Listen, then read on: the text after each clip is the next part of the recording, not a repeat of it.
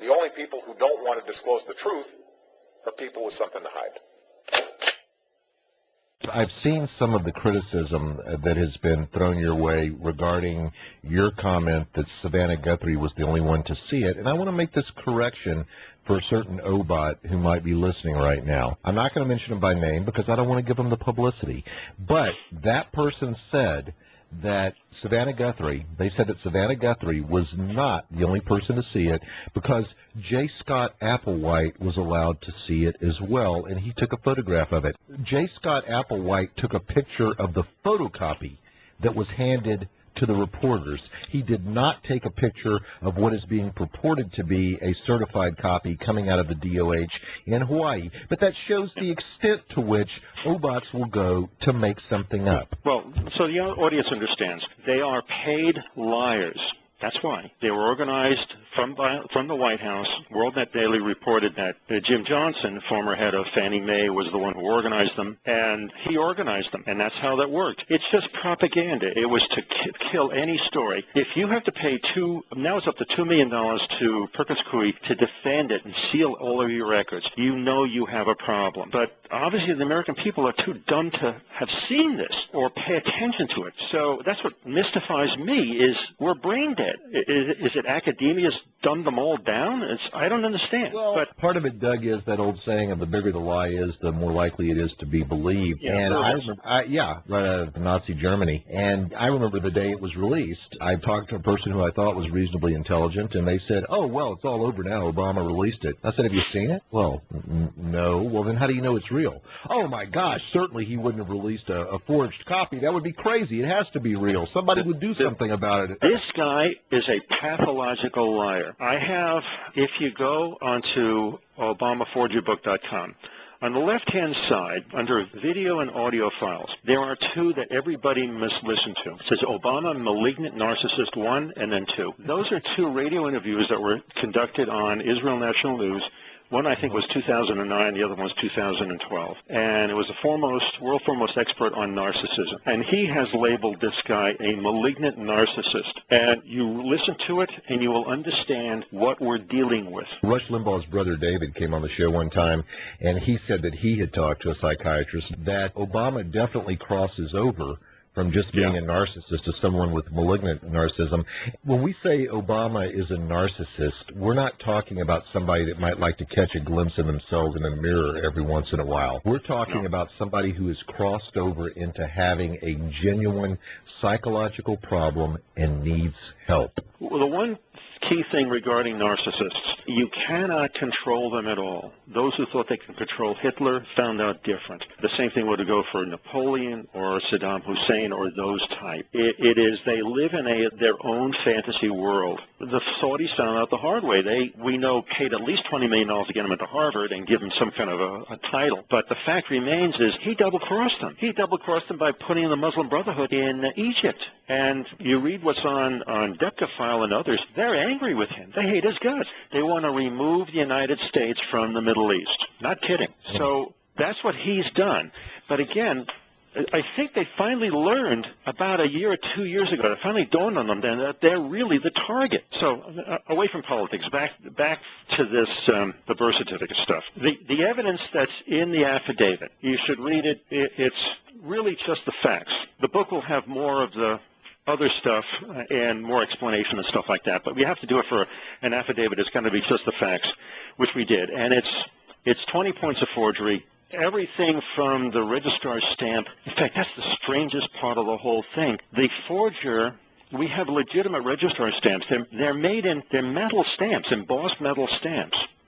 And you don't have an error in them. The companies who make metal embossed stamps don't have errors like these in it. When the forger was doing them, I mean, even on the short form, and the others she did, not only for Obama, for others, every place they make a different mistake on the registrar stamp. Everything from different leading, different flush left, Even word spacing was different. It was just really weird. And for instance, on the bottom where it says Onaka's signature, it says State Registrar. When I took the first letter of S and I moved it to the back of the RN Registrar, it's a whole point size smaller than the last letter. In other words, the letters actually grow larger as it goes towards the right-hand side. You can't do that unless it's in Photoshop. I used to be a typesetter. I know. They don't make those machines that do it like that. Doug, tell my audience real quick how many years of typesetting experience you have. I owned a typesetting company, Nova Typesetting, from 1978 to about 90, I think it was.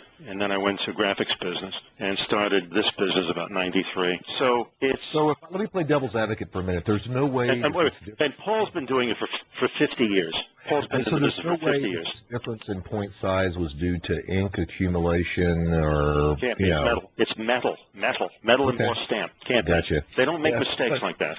Funny how Alvin Onaka, the person whose name is on that stamp, doesn't talk to the media. Do you know any other state registrars that have a policy of not talking to the media? He's probably very nervous. I had written him a registered restricted delivery letter where I showed him 7 or 8 registrar stamps, and I said, 2 of these are on provable known forgeries.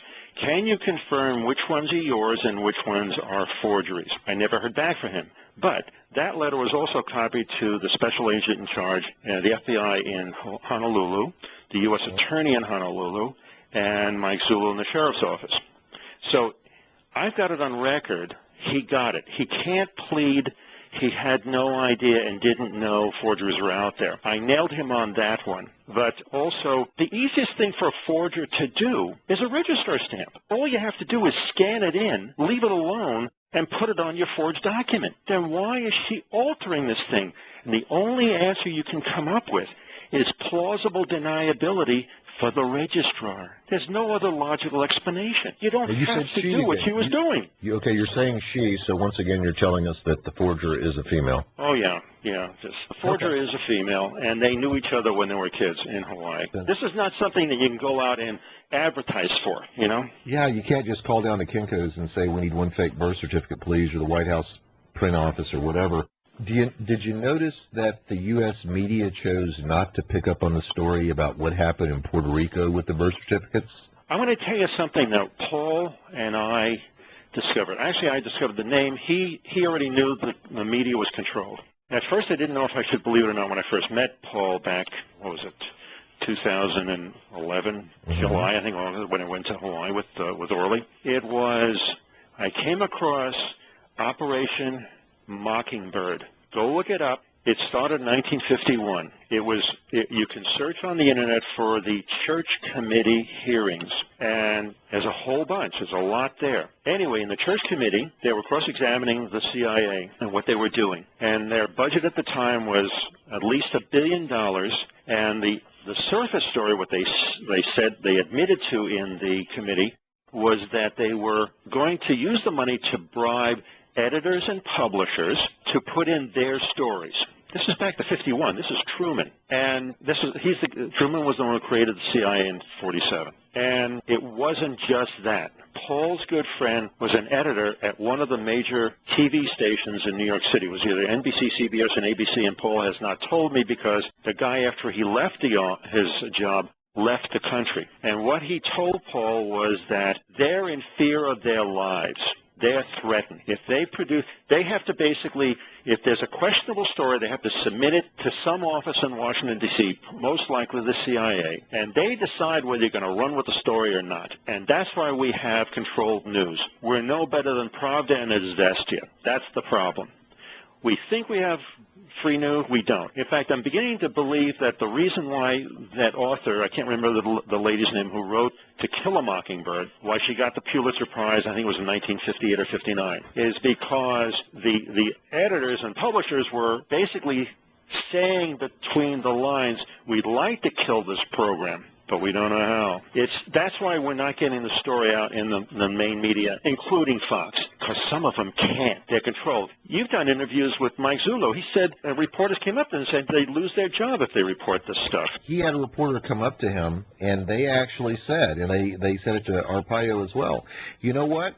When I went to your first press conference and I saw all the goods, you guys had the goods on Obama. It was a done deal. It was a slam dunk. And I tried to tell my supervisors, hey, they've got something there. They put forward some pretty impressive evidence. This person was told under no circumstances will we pursue this story. And the CIA should really be called Central Information Agency. That's really, they're controlling the information that the American public get. Another way they gave it away, really stupidly, is when Al Jazeera wanted to broadcast in the United States. And the FCC, who you'd think do this, said you have to contact the CIA and abide by their rules for giving the news to the American public. Now, I read the law that created the CIA. And, in fact, I searched the current statutes. And you know something? There's nothing in there about the media, the press, nothing. They have no authority to do this. But they're doing it anyway. So this is the problem we have. That's why the only way around that I could find, my background is accounting, that was my degree, is when I read the law, misprision of felony and treason, the founding fathers are the ones to thank. If we find an honest judge, the whole idea is if this judge doesn't do it and give me a hard time, then we're going to mail it off to lots of other federal judges. We'll find one in a red state that sees what this guy's doing and says, I have the power to put it in my grand jury and we'll run with it. Because I'm in a red state. I'm a highly Democrat state. I should say not the whole state. Only King County where, the liberals are. And what do I say? Wouldn't that be a blue state? Yeah, this is a blue state, Seattle. And only King County and Pierce and some of Snohomish.